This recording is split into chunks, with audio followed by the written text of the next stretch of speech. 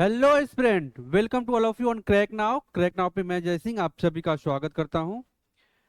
BPSC mains answer writing series के question को हम देख रहे थे, जिसमें हम एक आउटलाइन देखते हैं क्वेश्चन का। आपके सामने एक क्वेश्चन लेके आते हैं और उसको डिस्कस करते हैं कि क्या उसका एक मानक दायरा होना चाहिए, लिखने के लिए आप क्या क्या पॉइंट यूज कर सकते हो। बाकी आप लोग के रिस्पॉन्स हमारे ग्रुप में काफ़ी अच्छे हैं। आप अपने आंसर को लिखकर हमें सबमिट कर रहे हो और उसका रिव्यू आपको मिल रहा है। तो डिस्क्रिप्शन में आपको लिंक मिल जाएगा उस टेलीग्राम चैनल से जुड़कर। आप अपने आंसर को लिखकर हमें सबमिट कीजिए। विद इन 72 आवर्स हम आपका रिव्यू करेंगे और देखेंगे और बताएंगे आपसे कि कहाँ पर आप में लैक हो रहा है, आप उसमें इंप्रूव कर सकते हो।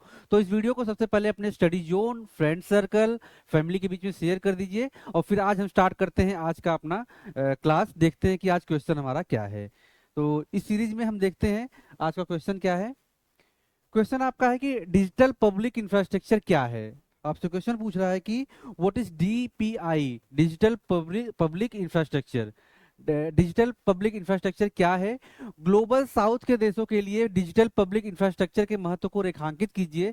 साथ ही वैश्विक स्तर पर डिजिटल पब्लिक इंफ्रास्ट्रक्चर को बढ़ावा देने में भारत की भूमिका का उल्लेख कीजिए। So, what is digital public infrastructure? Underline the importance of digital public infrastructure for the countries of Global South and also mention India's role in promoting digital public infrastructure globally. अगर हम देखें तो ऐसे क्वेश्चन आपके BPSC में कम पूछे जाते हैं, क्योंकि इसका जो दायरा है वह विस्तृत है। लेकिन डेवलपमेंट की चीजों में आपके क्वेश्चन बनने की संभावना हो जाती है, जो साइंस एंड टेक के क्वेश्चन होते हैं। क्योंकि यह आपके सिविल सर्विसेज एग्जाम में इस तरह की जो अनएक्सपेक्टेंसी होती है क्वेश्चन को लेकर, वह कभी भी बन सकती है।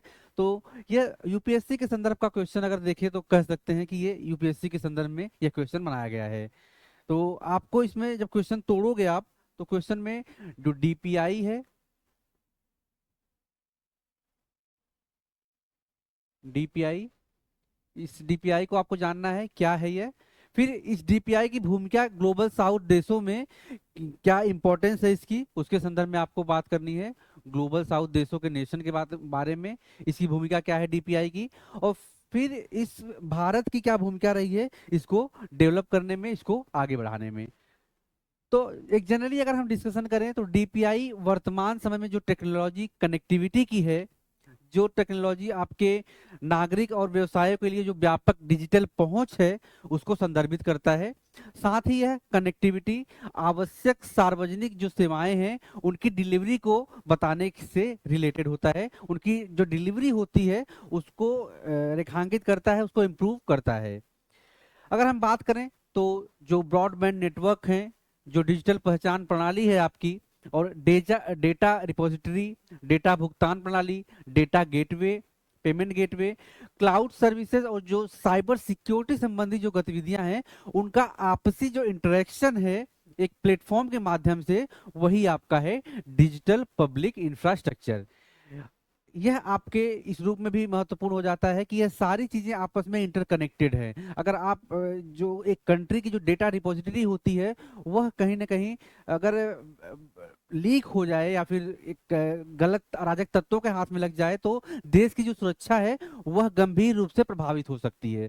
तो इस रूप में यह जो डेटा रिपोजिटरी है, जो ग्लोबल कनेक्टिविटी है, वह एक देश के संदर्भ में काफी महत्वपूर्ण हो जाता है और डीपीआई इसी को आगे बढ़ाने का कार्य करता है। अगर तो डीपीआई का अगर हम बेहतर उपयोग कर पाए, तो यह कनेक्टिविटी और जो दूसरे देशों के साथ हमारे संबंध हैं उसमें हमारा व्यापार भी बढ़ेगा, हमारी जो समावेशिता है वह भी बढ़ेगी, और हम जो है एक डेवलप नेशन की जो कैटेगरी हमारी संभावना है आगे बढ़ने की, उसमें शामिल हो पाएंगे। तो इस रूप में हमने जो डीपीआई है उसको देखा कि आपसी interconnectivity, data security, broadband, digital पहचान प्रणाली, डेटा रिपोजिटरी और भुगतान गेटवे और क्लाउड जो संबंधी सूचनाएं हैं, उसका आपसी इंटरकनेक्शन जो है वह आपका डिजिटल पब्लिक इंफ्रास्ट्रक्चर है। अब देखेंगे विश्व के दक्षिण देशों में सार्वजनिक बुनियादी ढांचे का महत्व क्या है। जो यह एक इंफ्रास्ट्रक्चर डेवलप किया जा रहा है उसकी भूमिका क्या होगी ग्लोबल साउथ के देशों में।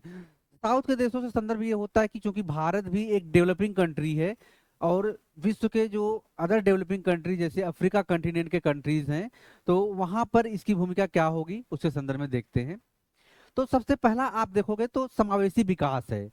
समावेशी विकास इस रूप में है कि हम अपनी सूचनाएं, अपने ट्रेड और अपनी जो एक डेवलपमेंट है उस तकनीक को ट्रांसफर कर पाते हैं उस देश में, और वहां से जो डेवलप की हुई चीजें हैं उसको इंपोर्ट कर पाते हैं।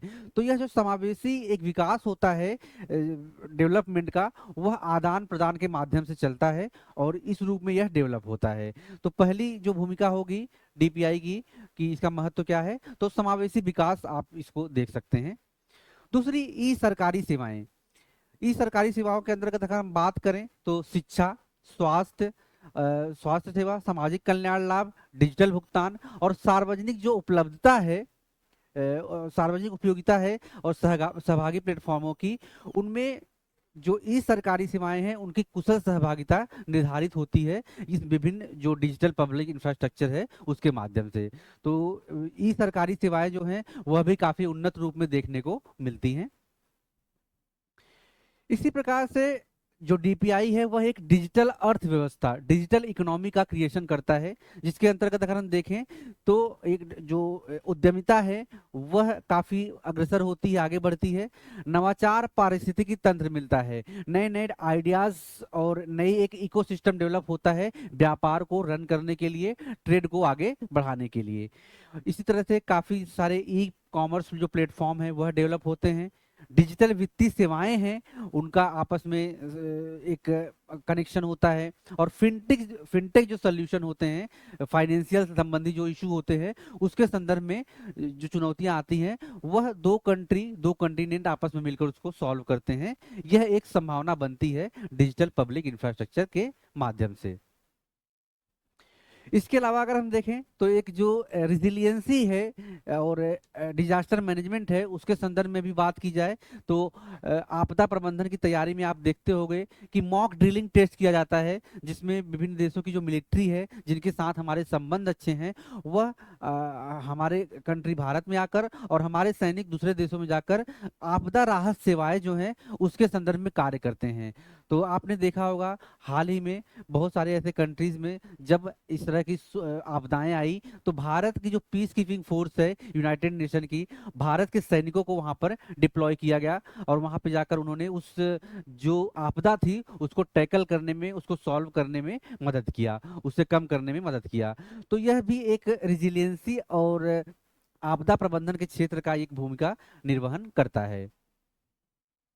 और अगर हम बात करें तो वैश्विक स्तर पर डिजिटल सार्वजनिक बुनियादी ढांचे को बढ़ावा देने में भारत की क्या भूमिका है, तो भारत के संदर्भ में अगर हम बात करें तो डिजिटल इंडिया पहल को आप देखोगे। डिजिटल इंडिया पहल जो है वह कहीं ना कहीं इस कनेक्टिविटी को, एक जो ब्रॉडबैंड सेटेलाइट है, और आप देखोगे सार्क सेटेलाइट की संकल्पना की गई थी जिसमें जो हमारे पड़ोसी नेशन हैं उनको ऐसी सर्विसेज प्रोवाइड करना, क्लाइमेट संबंधी सूचनाएं, नेविगेशन संबंधी सूचनाएं प्रोवाइड करना, ताकि उनकी जो एक इंटरनल कनेक्टिविटी है, इंटरनल सिक्योरिटी है वो स्ट्रांग हो पाए, इसके संदर्भ में बात की गई थी। तो इसमें डिजिटल इंडिया पहल काफी महत्वपूर्ण भूमिका निभा रहा है, जिसमें यूपीआई के माध्यम से, डिजिटल पहचान आधार के माध्यम से, ब्रॉडबैंड कनेक्टिविटी के माध्यम से और विभिन्न जो ई गवर्नेंस प्लेटफॉर्म है उस प्लेटफॉर्म के माध्यम से, और साइबर सुरक्षा संबंधी जो सूचनाएं हैं, साइबर सुरक्षा को स्ट्रांग करके यह भारत की भूमिका इसमें महत्वपूर्ण हुई है।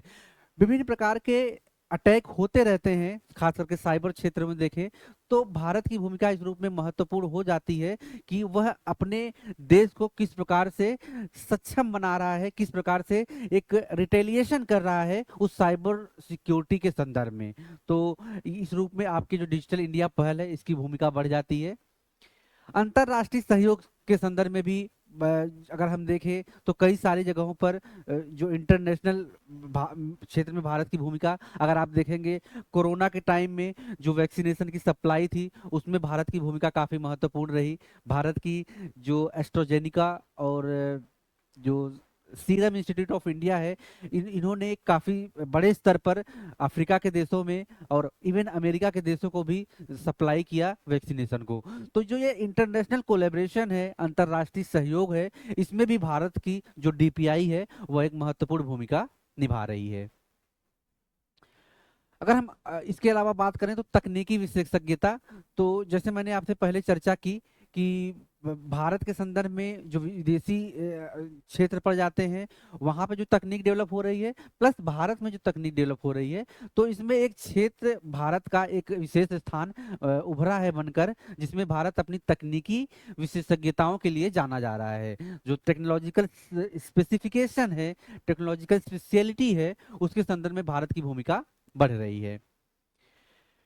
फिर इसी में एक आता है आपका कि भारत की भूमिका डीपीआई के क्षेत्र में अगर हम बात करें तो साउथ साउथ कोऑपरेशन जो है, दक्षिण दक्षिण जो सहयोगिता है, चूंकि बहुत सारे ऐसे देश हैं जो डेवलपिंग स्टेज में हैं, अभी अभी उस मानक को भी नहीं पकड़ पाए हैं कि उनके जो बेसिक नीड होती है उसकी पूर्ति कर पाए।